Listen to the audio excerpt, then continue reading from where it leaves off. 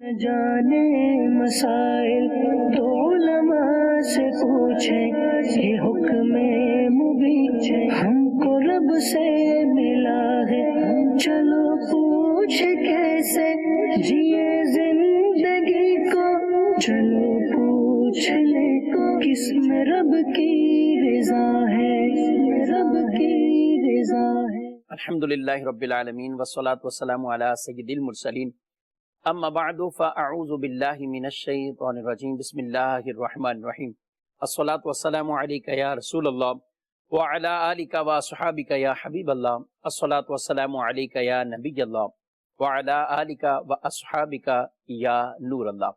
مدنی channel کے ناظرین، programme دارالفتاح اہل سنت میں آپ کو خوش آمدید کہتے ہیں۔ اللہ رب العالمین ہم سب کو دین متین کے احکامات سیکھ کر، سمجھ کر، درست طریقے کے مطابق ان پر عمل کرنے کی توفیق عطا فرمائے۔ ابتداءً درود پاک کی فضیلت ہمارے پیارے نبی صلی اللہ علیہ وآلہ وسلم کا فرمان معظم عالی شان ہے، اول الناس بی یوم القیامہ اکثرہم علیہ صلاۃ۔ فرمایا قیامت کے دن میرے قریب ترین وہ شخص ہوگا جو مجھ پر کثرت سے درود پڑھتا ہوگا۔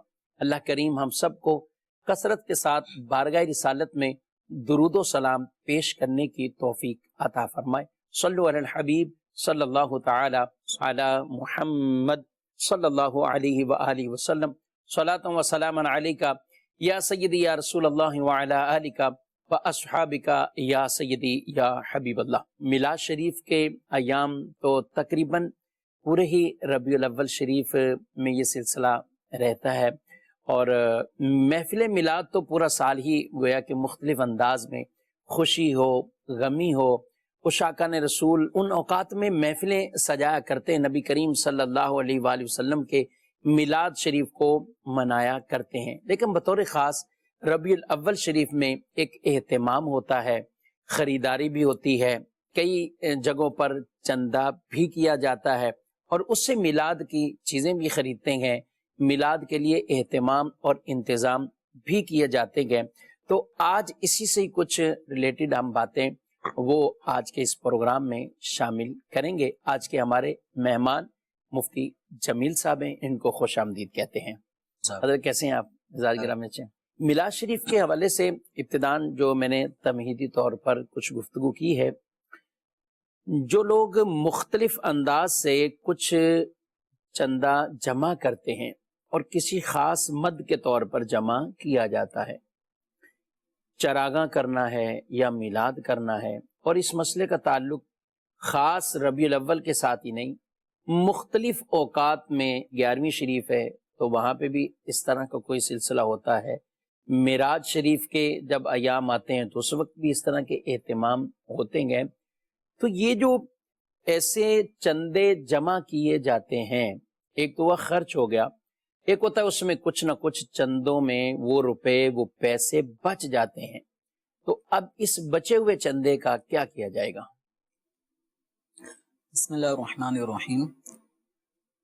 چندہ اس کے حوالے سے شرعی مسائل یہ ہیں کہ جس غرض کے لیے جمع کیا جاتا ہے اس کو اسی میں خرچ کرنا ضروری ہوتا ہے، اس کے بجائے یا اس کے علاوہ مزید دیگر چیزوں میں اس کو خرچ کرنا شرعی اعتبار سے جائز نہیں ہوتا۔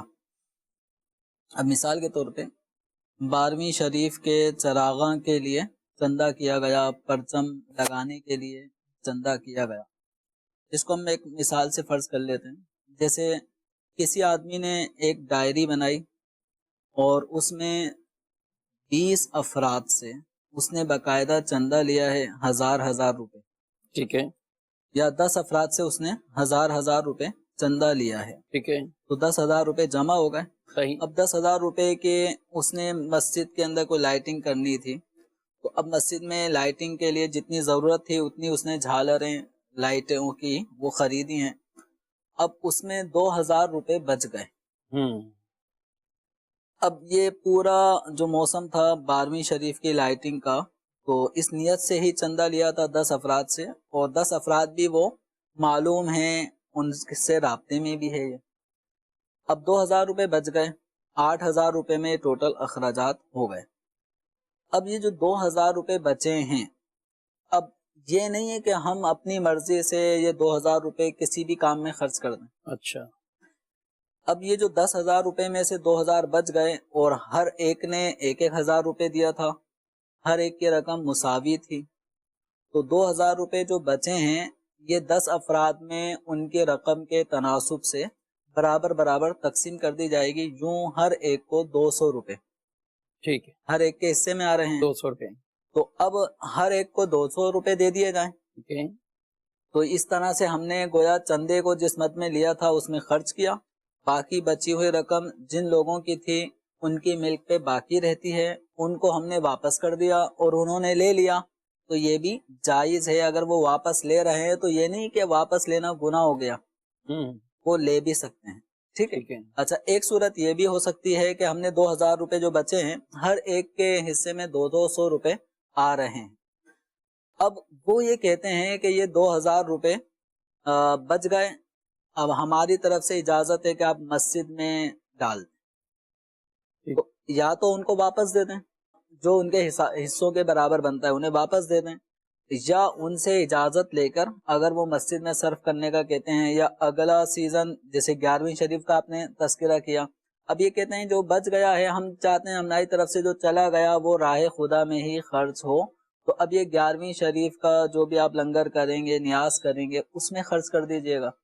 تو اس طرح کیا ہوا، ہم نے یا تو ان کو دے دیا تو انہوں نے وصول کر لیا اپنے حصے کے برابر جو رقم بچی تھی، یا انہوں نے نئے سرے سے اگلے مصرف میں خرچ کرنے کی اجازت دے دی. تو یہ صورتحال تو اس وقت ہے کہ جب ہمیں چندہ دینے والے معلوم ہیں، تو ہم یہ دو کام کر سکتے ہیں کہ جو آپ نے مسئلہ بیان کرتے کرتے چندہ جمع کرنے کا ایک طرح کا طریقہ بھی بیان کر دیا کہ چندہ جمع اس انداز سے کرنا چاہیے، لیکن جو آپ نے بیان کیا ہے اور جو طریقہ چندہ جمع کرنے کا ہے، کرنے والے اس کے بالکل برعکس عمومی طور پر جو مشاہدہ ہے وہی ہوتا ہے. آپ نے کہا لکھا ہوا ہونا چاہیے، نہیں لکھا ہوتا. نہیں لکھا. ٹھیک ہے. یہ جو میلاد یا چراغاں یا اس طرح کے معاملات ہوتے ہیں، ان سے رابطہ ہے ایسا بھی نہیں ہوتا. بعض جگہوں پہ تو پیٹیاں لگی ہوتی ہیں، ویسے ہی باکس لگا دیے جاتے ہیں کہ چراغاں کا اس میں دے دیں اور میلاد کا اس میں، 11ویں کا اس میں. تو اب یہ ساری یہ والی صورتیں نہیں ہوتی، ہونی چاہیے ٹھیک ہے اپنی جگہ، لیکن یہ نہیں ہوا. جمع کر لیا تھا اور دینے والے علم میں نہیں کہ کس نے دیے ہیں. اب کچھ پتا ہو کچھ نہ پتا ہو، لیکن ضروری نہیں ہر ایک سے اس طرح کا رابطہ ہو. تو یہ والی جو صورت ہے یہ عمومی طور پہ لوگ پوچھتے ہیں، اس کا آپ کیا کہتے ہیں؟ یہ والی جو صورت تھی، ایک تو یعنی چندہ کرنے کی یہ ایک پیٹرن طریقہ ہے کہ باقاعدہ ہم جن سے چندہ کریں ان کے نمبرز لکھیں، ان کی رقم بھی لکھیں، تاکہ بچ جانے والی صورت میں اس تناسب سے ہم رقم کو واپس کرنے یا ان سے ان کی رقم اگلے کسی مصرف میں خرچ کرنے کی اجازت دے سکیں. تو یہ والا انداز جس میں چندہ دینے والوں کو باقاعدہ ہم واپس کرنے کی کوئی صورت تو بنائیں، تو یہ ایک پیٹرن ایسا ہونا چاہیے. اور عمومی طور پہ جو آپ فرما رہے ہیں وہ یہی ہوتا ہے کہ ہم ایک باکس لگا دیتے ہیں، اب اس باکس کے اندر لوگوں کو ترغیب بھی دلائی جاتی ہے چندہ. اب یہ نہیں پتا کس نے 100 روپے دیے، کس نے 1000 دیے، کس نے 500. تو اب کم و بیش لوگ رقم دے رہے ہوتے ہیں، دینے والوں کا بھی علم نہیں ہوتا. تو جب چندہ دینے والوں کا علم نہ ہو کہ چندہ کس نے دیا، کتنا دیا، کچھ بھی نہیں پتا چل رہا ہو، تو اس صورت میں اب شریعت مطہرہ کا حکم یہ ہے کہ جس مد میں ہم نے چندہ جمع کیا تھا اس میں معروف جو اخراجات تھے اس میں اخراجات کیے، اس کے بعد بھی چندہ بچ گیا، تو اب اس چندے کو مسجد کے کاموں میں، مدرسے کے کاموں میں، کار خیر میں، کسی اور محفل میں، یا آئندہ کے لیے اگر آپ نے 12ویں کے لیے ایسا باکس چندے کا لگایا تھا جس میں آپ کی حاجت کے مطابق 20,000 تک کا خرچہ تھا، لیکن 30,000 روپے آ گئے، 20,000 سے اپنی جو ضروری لائٹنگ وغیرہ کرنی تھی اس میں خرچ ہو گیا، 10,000 بچ گئے. وہ دینے والوں کا علم نہیں ہے کہ کون کون افراد تھے باکس کے اندر، تو دینے والوں کا کوئی نشانی بھی نہیں ہو پاتی. تو اس لیے اب اس چندے کو چاہیں تو مسجد کے اندر، مسجد کے فنڈ میں شامل کر دیں، اگر مدرسہ ہے، مدرسہ دینی مدرسے کو ضرورت ہے اس کے اندر دے دیں، کسی کار خیر میں خرچ کر دیں، یا چاہیں تو آئندہ سال بھی لائٹنگ ہوگی یا 11ویں شریف اگلے مہینے آ رہی ہوتی ہے، اس میں بھی کچھ نیاز فاتحہ کا اہتمام ہوتا ہے، اس میں بھی یہ خرچ کیا جا سکتا ہے. ٹھیک ہے. اور یہ اسی صورت میں جب علم نہیں ہے, جب دینے والوں کا علم نہ ان سے رابطہ ہے, نہ ان کے کوئی ورثہ سے کسی طرح کا بھی یہ رابطہ ہے. مدنی چینل کے ناظرین, یہ دیکھیے بعض ایسے مسائل ہوتے ہیں, احکامات ہوتے ہیں, ہم عام طور پر اس کو بڑا ہی نارمل لے رہے ہوتے ہیں, اور کرنے والے بھی یہ کہتے ہیں ہم نے کون سا کوئی جیب میں رکھنا ہے, ہم نے تو نیکی کے کام میں خرچ کیا ہے. تو مسائل اپنی جگہ ہیں, جو بھی آپ نیک عمل کر رہے ہیں تو اس کے لیے مسائل کی رہنمائی لینا, سیکھنا, سمجھنا, یہ بہت اہمیت رکھتا ہے. امیر اہل سنت دامت برکاتہ العالیہ کی بہت ہی پیاری معلومات, شرعی ضروری مسائل پہ مشتمل کتاب چندے کے بارے میں سوال جواب. تو میری مدنی چینل کے ناظرین, بالخصوص ان ناظرین سے گزارش ہے کہ جو مختلف انجمنیں, تنظیمیں اور ان سے متعلق وہ مختلف مواقع پہ فنڈ کرتے ہیں, جمع کرتے ہیں, چندہ کرتے ہیں, اور کبھی کبھار وہ موقع جو چندہ کرنے کا ہوتا ہے وہ مکمل ہو چکا ہوتا ہے, اس میں جتنا خرچہ ہونا تھا وہ ہو چکا ہوتا ہے, رقم بچ جاتی ہے. تو اب اس کا کیا حکم ہوگا؟ کبھی ایسا ہوتا ہے کہ وہ فنڈ ضائع ہو گیا, گر گیا, چوری ہو گیا, ڈکیتی پڑ گئی, یا کہیں رکھ کے بھول گئے, یا اس چندے کی رقم کو کسی نے پہلے کہا کہ میں اس کو اپنے کام میں لے آتا ہوں, اپنی جب جیب سے بعد میں ڈال دوں گا, کمی پوری کر دوں گا. تو اس طرح کے بے شمار مسائل جو چندہ کر رہے ہوتے ہیں, ان میں سے بعض لوگوں کے ساتھ اس طرح کے معاملات ہو جاتے ہیں. اب اس کا شرعی حکم کیا ہے, شریعت مطہرہ کیا حکم دیتی ہے؟ تو ان تمام معلومات کو جاننے کے لیے امیر اہل سنت دامت برکاتہ العالیہ کی جو کتاب ہے چندے کے بارے میں سوال جواب, اس کو پڑھیں, سمجھیں. اگر کسی مسئلے سے آپ کو لگتا ہے کہ ہمارا کچھ معاملہ ایسا ہی ہوا تھا, تو پھر دارالافتاء اہل سنت یا کسی بھی مستند مفتی عالم دین کے پاس جا کے اس مسئلے کو سامنے رکھ کے اپنے مسئلے کو جو آپ سے ہوا ہے اس کو ڈسکس کریں کہ اب ہمارے بارے میں شریعت مطہرہ کا کیا ہو. یہ بسا اوقات زکوٰۃ کے معاملات بھی ہوتے ہیں اس میں, اور بات لازمی نہیں کہ ہر وقت لینے والا یا جمع کرنے والا ہی قصوروار ہو. کبھی کبھی ایسا بھی معاملہ اس کے ساتھ بھی آ جاتا ہے, پیسے گم ہو جاتے ہیں, واقعی اپنی طرف سے پوری حفاظت کی, اہتمام کیا, اپنے پیسے بھی چلے گئے, وہ بھی چلے گئے ساتھ ملے ہوئے. تو اب ایسی صورتحال میں لیکن زکوٰۃ ہے تو یہ کتنا ایک اہم کام ہے کہ آپ ان کے نمبرز لکھیں, آپ ان کی یہ چیزیں جن سے لے رہے ہیں نام لکھیں, ایڈریس لکھیں, تو انشاءاللہ آپ کو اگلے کئی معاملات ہوں گے تو اس میں بڑی آسانی رہے گی. اچھا, چندے کے حوالے سے تو آپ نے بیان فرمایا, کچھ چیزیں ویسے ہی ایسے مواقع پر بطور ڈونیشن آ جاتی ہیں, ٹھیک ہے, لائٹیں آ گئی ہیں, مختلف چراغاں کا سامان آ جاتا ہے. تو اب اس کو دو طرح سے میں آپ سے عرض کروں گا کہ اس پہ کچھ کلام فرمائیں. ایک تو یہ کہ جیسے مختلف محلوں میں میلاد کمیٹیاں ہوتی ہیں, کچھ ایسی انجمنیں بن جاتی ہیں جو علاقوں کو سجاتی ہیں, کچھ مساجد کے لیے ایسے معاملات کیے جاتے ہیں. تو اب ایونٹ گزر گیا ہے, ٹھیک ہے, اب اس کی حفاظت اور یہ معاملات کرنا, اس کو اتار لینا, یا وہیں اس کو لگے رہیں خود ہی ہوا میں اڑتے اڑتے یہ جالنے بھی ٹوٹ جائیں, ضائع ہو جائیں, یہ اس حوالے سے کیا آپ رہنمائی کریں؟ دیکھیں, لوگوں سے جتنے ذوق شوق کے ساتھ, اور یہ صرف محض شوق کی وجہ نہیں ہوتی کہ دل خوش ہو رہے ہیں, اس کو آپ باقاعدہ میلاد النبی صلی اللہ تعالی علیہ وسلم منانے کی حیثیت سے لوگوں کو چراغاں کا ذہن دیتے ہیں, پرچم کشائی کا, پرچم لگانے کا ذہن دیتے ہیں.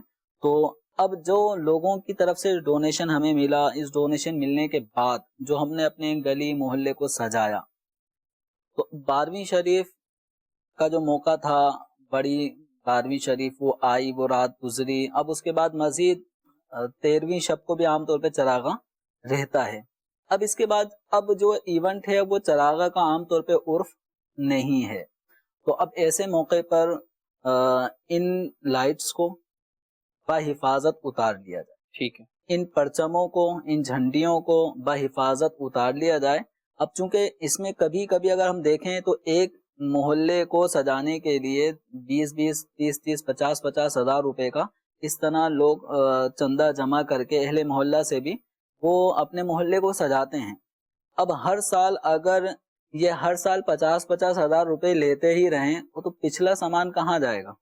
تو ان کو چاہیے تمام افراد کو, اور یہ ہر اس شخص کو بھی جو اپنے گھر پہ بھی لائٹنگ کر رہا ہے، جھنڈے لگا رہا ہے، ٹھیک ہے، اس کو بھی چاہیے کہ ان لائٹس کو وقت پورا ہونے پر اتار لے، بحفاظت ان کو سنبھال کے رکھے۔ اسی طرح جو لوگوں کے فنڈز لے کے، یا بعض لوگوں سے جھنڈیاں ہی لے لیتے ہیں، یا بعض لوگوں سے جھالر ہی لے لیتے ہیں، تو اب یہ سب چیزیں ہیں امانت، اور جو لے رہا ہے وہ گویا کہ ایک ذمہ داری لے رہا ہوتا ہے کہ آپ کی دی ہوئی ان لائٹس اور ان جھنڈوں کے ذریعے میں چراغاں کروں گا، سجاوٹ کا اہتمام کروں گا۔ تو جب وقت پورا ہو گیا تو اب ان کو چاہیے لوگوں کی دی ہوئی ان چیزوں کی حفاظت کریں، اور ان کو پرچموں کو ترتیب سے صاف ستھرے انداز میں پیک کر کے رکھ لیں۔ لائٹس کو بھی ایک دوسرے میں مکس کر کے اس طرح نہ کریں کہ جب ان لائٹس کو دوبارہ استعمال کرنا چاہیں تو وہ ایک دوسرے میں ایسی الجھ چکی ہوں کہ عام طور پہ تار ٹوٹ جاتے ہیں، جی اور ایک بھی تار ٹوٹا تو وہ پوری جھالر خراب ہو جائے۔ جائے۔ تو اس لیے ان سب چیزوں کا اہتمام کریں، اور یہ لوگوں کا دیا ہوا جو چندہ ہے اس کو ضائع نہ کریں، ان کی دی ہوئی لائٹس جھنڈوں کو ضائع نہ کریں۔ جب وقت آ جائے تو ان کو اتار دیں۔ کبھی کبھار شفیق صاحب لگے ہوئے جھنڈوں کو دیکھا گیا ہے کہ ہوا ہے، دھوپ ہے، اس میں شبنم اوس وغیرہ پڑ رہی ہوتی ہے، تو یہ مختلف جو موسم کا انداز ہوتا ہے، جی جی، نرمی گرمی، تو ان سب چیزوں سے ہر چیز پہ فرق پڑ رہا ہے۔ تو جھنڈے کا کلر بھی چلا جاتا ہے، بہت کہ ہلکا اسی ہو جاتا طرح وہ آہستہ آہستہ کنارے اس کے پھٹنا شروع ہوتے ہیں، اور پھر کبھی کبھی وہ جھنڈا ختم ہی ہو جاتا ہے، نظر ہی نہیں آتا، ہے۔ جی جی، تو وہ ریزہ ریزہ ہو کے ختم ہو جاتا ہے۔ تو اس طرح نہ کریں۔ یہ عظمت والا، آپ نے جس پرچم کو اپنے ہاتھوں میں اٹھایا ہے تو یقیناً ایک عظمت کے پیش نظر اٹھایا ہے، تو ان کی حفاظت کریں۔ لائٹس کا بھی یہی معاملہ ہے کہ یہ اگر دھوپ اور نمی اس کو لگتی رہے گی مسلسل، تو یہ ان کے جو پلاسٹک ہیں ان لائٹس کے اوپر جو نائلون چڑھا ہوتا ہے وہ سخت ہو کے پھر ٹوٹنے کی طرف چلے جاتا ہے، بیکار ہو جاتی ہیں۔ تو ان لائٹس کو بھی حفاظت کے ساتھ اپنے محفوظ کر لیں۔ اور یہ ہزاروں روپے جو لوگوں نے آپ پر اعتماد کر کے آپ کو دیے تھے سجاوٹ کے لیے، تو ان کی حفاظت کرنا، یہ اس اہتمام کرنے والی جو بھی یہ تنظیم بن جاتی ہے، یہ لوگوں کا چند گیدرنگ ہوتی ہے، تو ان کے اوپر لازم ہے بحفاظت ان کو سنبھال کے رکھیں، ایسی حفاظت کریں کہ اگلے سال کام میں بھی آ سکے، اور یہ آپ کے لیے آسانی ہوگی۔ آئندہ سال میں بھی جب چراغاں کرنا ہوگا تو یہ سامان کچھ تھوڑا سا اور بھی اضافہ کر کے اچھے سے اچھی چراغاں کا انتظام بھی ہو سکتا ہے۔ میں سوچ رہا تھا یہ گفتگو کے دوران کہ یہ مسائل صرف انہی لائٹوں کے یا چراغاں کے ہی نہیں ہیں، کئی لوگ ریپیئرنگ کے کام کرتے ہیں۔ اچھا، لوگوں کی اشیاء ان کے پاس آتی ہیں، کوئی کمپیوٹر ہے، لیپ ٹاپ ہے، کوئی چھوڑ کے جا رہا ہے، کوئی جنریٹر جا رہا ہے، بھی اس کو ریپیئرنگ کریں۔ اب ہوتا کیا ہے کہ ایک عرصہ بعض اوقات گزرتا ہے، وہ دینے والا بھی لینے کے لیے وہ بھی بھول جاتا ہے، وہ لینے آتا نہیں ہے۔ اچھا، ایسے جب لوگ مسئلہ پوچھنے آتے ہیں تو ان سے جب پوچھا جاتا ہے بھئی آپ نے کوئی ان کا ایڈریس، فون نمبر، نہیں کچھ بھی نہیں لیا تھا۔ اب یہ ان کو یہ ہوتی ہے ٹینشن کہ بس ہم بیچ دیں۔ بھائی ابھی آپ کیسے بیچ دیں گے؟ ابھی آپ نے جب لیا ہے اور اس کے اوپر ابھی آپ نے جو بھی کام ہے آپ کا یا کچھ کیا ہے، اب آپ تو اس پہ انتظار کریں گے، کیا کریں گے؟ یہ اب یعنی یہ سمجھتے ہیں کہ ہم نے یہ چیز ریپیئر کر دی، ہماری اب وہ نہیں لینے آیا تو اس کا قصور ہے، ہم بیچ دیتے ہیں۔ ہماری جو 400-500 روپے کی جو محنت مزدوری بنی ہے ہم تو وہ وصول کر لیں۔ جی جی، تو یاد رکھیں، اس طرح کسی کی دی ہوئی چیز جو آپ سے بنوانے کے لیے کسی نے دی تھی، اس میں آپ نے اپنی محنت مزدوری کر کے اس کو ریپیئر کر دیا ہے، آپ اجرت کے حقدار ہو گئے، لیکن اجرت کے حقدار ہونے کی صورت میں یہ ہمیں اجازت نہیں ہے کہ ہم اس کی چیز بیچ دیں۔ اس کا انتظار کرنا ہوگا، وہ چیز امانت ہے، اس کو سنبھال کے رکھنا ہوگا۔ آسان حل شفیق صاحب وہی جو آپ نے بھی اس سوال کی ابتدا میں کہا نا کہ نمبر لکھنا، نمبر لکھ رہے ہیں آج کل نمبر ہر ایک آدمی کے پاس، کوئی بھی چلتا پھرتا آدمی ہو اس کے پاس موبائل ہے، نمبر اس سے زیادہ ہیں۔ صحیح، ٹھیک ہے، اب تو ڈبل سم والے موبائل ہو گئے، تو دو سمیں لوگ لگا کے چل رہے ہوتے ہیں۔ نمبر لے لیں، ایک نہیں 2 لے لیں، 3 4 نمبر۔ اگر کوئی ایسا آدمی ہے جس کے بارے میں آپ کو خدشہ ہے پتہ نہیں آئے نہ آئے، تو اس کے 2-3 نمبر لے لیں، تاکہ جب آپ کی دکان میں اس طرح سامان بڑھتا چلا جائے گا اور لوگ آتے نہیں ہیں۔ اس کی واضح مثال میں آپ کو دیتا ہوں، ابھی سردی کا سیزن جی شروع ہوا ہے، وغیرہ کمبل، ابھی جو یعنی جو دھوبی جو طبقہ ہے کپڑے دھونے والے، ان کے پاس لوگ اپنے کمبل پچھلے سال جب سردیاں ختم ہوئی ہیں نا، وہ لینے آئیں گے، وہ انہوں نے دے دیے تھے دھلنے کے لیے۔ اب بیچارے یہ پریشان ہوتے ہیں ڈرائی کلینر کہ یہ کب آئے گا۔ اب اس کی دکان میں، اب ظاہر بات ہے وہ کبھی دکان چینج بھی، ایسا بھی ہوتا ہے موقع کی مناسبت کبھی دکان چینج کرنی پڑ جاتی ہے. ابھی حالیہ بارشوں میں تقریباً گھروں کی چھتیں ٹپکی ہیں تو دکان کی چھتیں بھی ٹپکی ہوں گی، کمبل بھی خراب ہوا ہوگا. اب یعنی اس کو آزمائش میں ڈال دیا. تو جب کمبل دیا ہے، جب آپ نے رضائی دھلنے کے لیے دی ہے، بلینکٹ کوئی بھی دیا ہے، تو اس نے جو عام طور پہ 8-10 دن کی ڈیٹ دی ہوتی ہے اس میں وصول کر لیں. صحیح بات. اس کو بھی ٹینشن فری کریں، اور جو اس کی اجرت واجبہ بنتی ہے 300-400 روپے تو وہ دے دیں. یہ نہیں کہ اب اگلے سال تک کے لیے وہ اس کی ڈرائی کے لیے الگ محفوظ بھی رکھے. ہاں وہ محفوظ بھی رکھے اور ہم ٹینشن فری. اب بہت سارے لوگ جو نا پچھلے سال کی جمع کرائے ہوئے اپنے بلینکٹ کمبل اب لینے آ رہے ہوں گے، اب اس میں مکس اپ ہو رہا ہوگا، اب اس کو بھی یاد نہیں ہوگا. اور آتے ہیں اس طرح کے مسائل بھی. تو عام طور پہ وہ رسیدیں بھی گم ہو جاتی ہیں، پرانی ہو جاتی ہیں، لوگ بھی بھول جاتے ہیں. کبھی اپنا ہی دیا ہوا کمبل، اپنی ہی دی ہوئی رضائی وہ بھی یاد نہیں آ رہی ہوتی یہ والی تھی کہ یہ والی تھی. تو اس لیے ان تمام آزمائشوں سے بچیں. اور فون نمبرز، اس طرح کے جو کام کرنے والے ہیں جو سروس فراہم کرتے ہیں، ایسے درزی ہو گئے، تو ان کو بھی چاہیے کہ نمبرز لازمی رکھیں، نوٹ کریں، اور ٹائم پورا ہونے پر بار بار یاد دہانی کرتے رہیں. اگر کوئی نہیں لینے آ رہا تو اس سے آگے اجازت لے لیں، بھائی اگر آپ کو نہیں لینا تو کسی غریب کو پہنچا دیں، آپ کی اجازت ہو تو. اب بڑھتے ہیں ہم بلا تاخیر آپ کی کالز کی طرف اور دیکھتے ہیں مدنی چینل کے ناظرین ہم سے کیا پوچھنا چاہتے ہیں. محمد ارمین رضا تاری بات کر رہا ہوں ساموگی سے. میرا سوال یہ ہے کہ جشن عید میلاد النبی پہ اگر ہم گلیاں سجاتے ہیں، گلی سجانے کے باوجود ہمارے پاس جو چندہ وغیرہ اکٹھا ہوتا ہے، لکھا تو ہم نے ہوتا ہے، اس کے بعد اگر ہم اپنے سے بھی کچھ ایسا ہوتا ہے کہ پیسے ہم اپنے سے بھی زیادہ ڈالنے پڑ جاتے ہیں، کم اکٹھا ہوتا ہے، کچھ لوگ غریب ہوتے ہیں نہیں پیسے دے پاتے، ان سے نہیں لیتے، تو کچھ اپنے سے ڈال کے ہم گلی سجا دیتے ہیں. اس کے باوجود لوگوں کا یہ رد عمل ہوتا ہے کہ آپ نے یہاں سے ٹھیک نہیں سجائی، تو یہاں سے آپ غلط کر رہے ہو، ایسے کر رہے ہو، ہمارے دروازے سے آپ نے اچھی نہیں سجائی. تو اس میں شریعت کیا حکم دیتی ہے؟ چلیں ماشاءاللہ آپ نے سوال تو پوچھا ہے اور وقت چلا گیا ابھی. اور یہ ہوتے ہیں بس اوقات ایسے معاملات کہ جب ایک پوری گلی والے یا محلے والے مل کر پیسے ڈال رہے ہوتے ہیں، تو اب یہ کہہ رہے ہیں کہ کچھ ڈالے ہیں اور زیادہ ہم نے ڈالے ہیں اس میں، تو ظاہر ہے اب یہ جو سجاوٹ اب کرے گا تو یہ کیا اس کا کوئی درمیانی کیفیت کیا ہوگی اس کی؟ اب دیکھیں اس میں رینج کو دیکھا جائے نا، چراغا تو لازمی بات ہے کہ جتنا آپ اسپیس بڑھائیں گے اتنے چراغاں کے سامان کی ضرورت زیادہ پڑے گی. ٹھیک ہے، تو اب اگر آپ چندہ لے رہے ہیں زیادہ لوگوں سے اور جو آپ کا ایریا ہے جس کو آپ سجانا چاہتے ہیں وہ ہے بہت زیادہ بڑا، تو پھر ایسے موقع پہ پھر لوگوں کو سب کو راضی کرنا تھوڑا دشوار ہو جائے گا. اب چراغاں اس انداز کا کیا جائے کہ جتنے ایریا کو آپ سجانا چاہتے تھے وہ ایکویلنس برابر کے اعتبار سے سب جگہ برابر لائٹ ہو. یہ نہ ہو کہ کسی کے گھر کے آگے تو 2-4 جھالریں ہی نظر آ رہی ہیں اور تقریباً جنہوں نے زیادہ رقم دی تھی یا کچھ یا جو سجانے میں فعال تھے ان کی طرف کا ایریا زیادہ سجا دیا، لوگ اعتراض کریں گے. لوگوں کو کہنے کا موقع ملے گا عید میلاد النبی سب کے لیے ہے، سب کا حق ہے، سب ملا رہے ہیں. کوئی اگر 1 روپیہ ملا رہا ہے، کوئی 100 روپے ملا رہا ہے، تو اس کو کمی بیشی کو نہ دیکھیں، خوشی کو دیکھیں. تو خوشی سب کو ہے، تو اس لیے اس انداز سے سجائیں کہ سب کے ساتھ میانہ سلوک ہونا. ماشاءاللہ. جی مزید سوال مفتی صاحب سے پوچھنا تھا کہ امام اگر معذور ہے، اس کی ہمارے پاس نسل میں ان کی ایک بازو تھوڑی چھوٹی ہے، قدرتی طور پہ ہے یا کہیں ایکسیڈنٹ کی وجہ سے ہے، اس کے پیچھے نماز پڑھنا کیسا ہے؟ امام معذور ہے اور معذور سے مراد انہوں نے خود ہی بازو کا بتایا ہے، تو اس صورت میں نماز ہو جائے گی.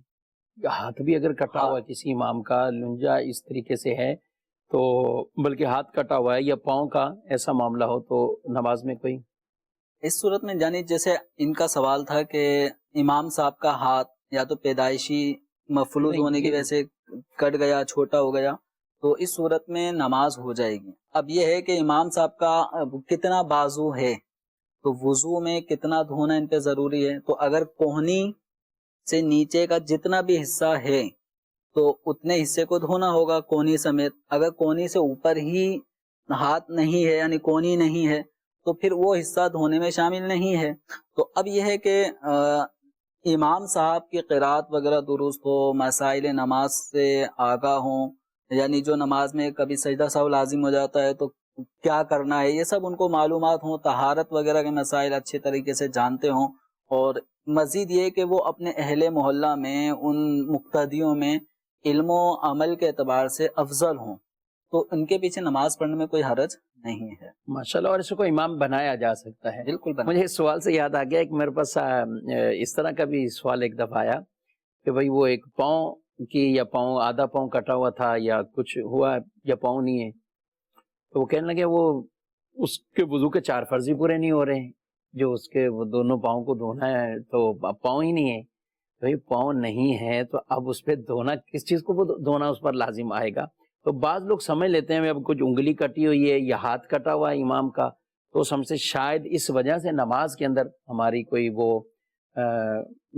یعنی ایسا معاملہ ہو کہ نماز ہماری نہیں ہو رہی۔ تو آپ نے بتایا کہ دیگر شرائط نماز کی اگر پوری ہیں تو بالکل جو ہے وہ ان کے پیچھے اگر نماز پڑھی تو نماز ہو جائے گی۔ ہاں وہ معذور، جیسے ایسا یہ امام ہے کہ ہے ہی وہ کرسی والا امام ہے، ٹھیک ہے، اشارے سے نماز پڑھنے والا امام، سجدہ نہیں کر سکتا، سجدہ زمین پر نہیں ہے، تو ایسے ہی جو امام کرسی پر نماز، یعنی جو شخص کہہ لیں امام، تو کوئی ایسا عام طور پہ مسجدوں میں نہیں ہوتا، لیکن کبھی ایسا ہوتا ہے کہ کوئی خاص اہتمام ہوا، کوئی ایسا شخص بھی آ گیا کہ بھئی کرسی پہ نماز بیٹھ کے اس کو پڑھنی ہے، تو اب اس کے پیچھے نماز پڑھ رہے ہیں، تو اب جو صحیح سلامت زمین پر سجدہ کرنے کے قادر ہیں اور پڑھتے ہیں کھڑے ہو کر اپنے اہتمام کے ساتھ نماز، وہ ایسے اشارے والے کے پیچھے نماز پڑھیں۔ اگر امام رکوع کر سکتا ہے لیکن سجدہ حقیقی یعنی زمین پر سجدہ کرنے سے قاصر ہے تو وہ سجدے کے لیے اشارہ کر رہا ہوتا ہے، اور عموماً ہم نے دیکھ رہے ہوتے ہیں کرسی پہ نماز پڑھنے والے وہ اشارہ ہی کر رہے ہوتے ہیں۔ جی جی، تو جو سجدے کا اشارہ کرنے والا شخص ہے اگر اس کو امام بنایا جائے گا تو اس کے پیچھے ان افراد کی نماز نہیں ہوتی کہ جو باقاعدہ زمین پر سجدہ کرنے پہ قادر ہیں۔ تو عام طور پہ اس طرح لوگ امامت کسی کو عام امامت نہیں دیتے، لیکن خاص کبھی کسی ایسا موقع پر کہیں جمع ہوئے وہ کوئی ان کی نظر میں زیادہ ہیں تو ٹھیک ہے بھئی آپ پڑھا دیں۔ تو اب ایسے موقع پر اس امام کو بھی چاہیے کہ شرعی مسائل ٹھیک ہے، لوگوں کو بتائے کہ ٹھیک ہے آپ لوگوں کا ذوق شوق ہے کہ میں نماز پڑھاؤں، آپ لوگ مجھے حسن گمان ہے، اللہ کا نیک بندہ سمجھتے ہیں، لیکن یہ سب آپ کے گمان اپنی طرف، شرعی مسائل یہ ہیں کہ میں سجدہ کرنے پر قادر نہیں ہوں اور میں سجدے کا اشارہ کروں گا، اور اشارہ سے جو سجدہ کر رہا ہوتا ہے اس کے پیچھے جو سجدہ زمین پر کر سکتے ہیں ان کی نماز نہیں ہوتی۔ تو یہ کم از کم امام کو بھی یہ مسائل معلوم ہونے چاہیے جو امامت کرنا چاہ رہا ہے، ورنہ یہ نہ ہو کہ لوگوں کی نمازیں وہ خراب کر رہا ہو، لوگ عقیدت محبت میں اس کے پیچھے نماز پڑھیں اور وہ لوگوں کی نماز کا وبال اپنے سر لے رہا ہو۔ ٹھیک ہے، ماشاءاللہ۔ جی مزید سوالات؟ کراچی سے عبدالغنی اطاری بات کر رہا ہوں۔ میرا سوال ہے کیا قبر کے اوپر اگربتی جلانا بہت سے لوگ منع کرتے ہیں، کیا یہ شرعاً جائز ہے یا نہیں؟ قبر پر اگربتی جلانا، اور ایک ادھر ایس ایم ایس کے ذریعے سے بھی سوال پوچھا گیا ہے، فجر کے ٹائم اگربتی جلانا یہ صحیح ہے کہ نہیں ہے؟ وہ کچھ لوگ مغرب کے ٹائم جلاتے ہیں، کچھ دکانوں والے بھی یہ اہتمام کرتے ہیں، تو چلیں پہلے قبر کے حوالے سے۔ قبر کے اوپر اگربتی جلانے کا مطلب اگر یہ ہے کہ قبر کی جو حیت کوہان نما، تو جو حصہ قبر کا ہے جی جی، اس کے چاہے پاؤں کی جانب یا درمیان یا سرہانہ، تو کہیں پر بھی اگربتی یا موم بتی سلگانا یا جلانا جائز نہیں ہے۔ البتہ اگر قبر سے بالکل ہٹ کر، یعنی جو قبر کی عام طور پہ 4 دیواری ہوتی ہے، اوپر کا سلیب وغیرہ ہوتا ہے، اس سے بالکل ہٹ کر عمومی طور پہ لوگ سرہانے کی طرف، پیچھے کی طرف کچھ جلاتے ہیں۔ اب نیت کیا ہے؟ محض یہ ہے کہ بس اگربتی جلاتے ہوئے ہم نے لوگوں کو دیکھا ہے کہ جب بھی جاتے ہیں فاتحہ اور رسالے ثواب کے لیے، قبر کی زیارت کے لیے، تو اگربتی کا پورا پیکٹ لے کے جاتے ہیں، ایک ایک دو اگربتی یوں مختلف قبروں کے ادھر لگا دیتے ہیں۔ تو نیت کیا ہے؟ اگر نیت کوئی نہیں ہے تو یہ اسراف ہے۔ اگر نیت یہ ہے کہ عمومی طور پہ قبرستان میں کچھ کوئی نہ کوئی آ رہا ہوتا ہے، کچھ اسمیل بدبو وغیرہ آ رہی ہوتی ہے، تو یہ اس لیے لگایا جا رہا ہے تاکہ وہ اسمیل لوگوں کو جو تکلیف دے رہی تھی وہ تکلیف دور ہو جائے، خوشبو کا ایک ماحول بن جائے۔ یا تلاوت قرآن وہاں پہ ہو رہی ہے، فاتحہ خوانی کا اہتمام ہے، بعض اوقات قبر کے اطراف میں نعت خوانی بھی ہو رہی ہوتی ہے، تو یہ محفل اور ذکر قرآن اس کی تعظیم کی خاطر اگر جلا رہے ہیں تو یہ ایک پہلو درست بنتا ہے، لیکن اس میں بھی اس بات کا خیال رکھنا ہے کہ قبر کے اوپر اگر بتی کو نہ جلایا جائے، یہ جائز نہیں ہے، سائڈ پر جو ہے وہ سائڈ پہ بالکل اچھی نیت ہونی چاہیے۔ ٹھیک ہے، اور آپ کا ایک اور سوال تھا کہ فجر والا کی یہ نماز، فجر میں جلاتے ہیں تو دیکھیں خوشبو اپنے گھر میں استعمال کرنا، گھر کو خوشبودار رکھنا چاہیے، اسی طرح مساجد کو بھی خوشبودار رکھنا چاہیے۔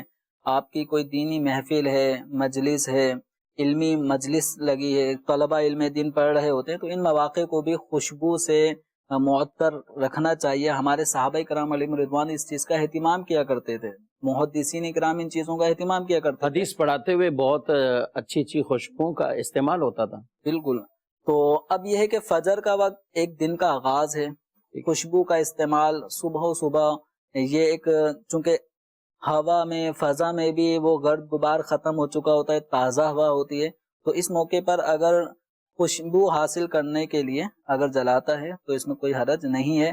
مغرب کے قریب اگربتی کوئی مخصوص نہیں ہے کہ اگربتیاں جب بھی جلیں گی تو عصر مغرب کے درمیان ہی جلیں گی، جب بھی آپ اپنے گھر کو خوشبودار بنانا چاہیں تو بنا سکتے ہیں۔ ٹھیک ہے، مدنی چینل دیکھتے رہیے، مدنی چینل کا ساتھ بھی دیتے رہیں، اللہ نیکی کی توفیق دے، آمین بجاہ النبی الامین صلی اللہ علیہ وسلم۔ جانے مسائل تو علماء سے پوچھیں، یہ حکم مبین ہم کو رب سے ملا ہے، چلو پوچھ کیسے جیے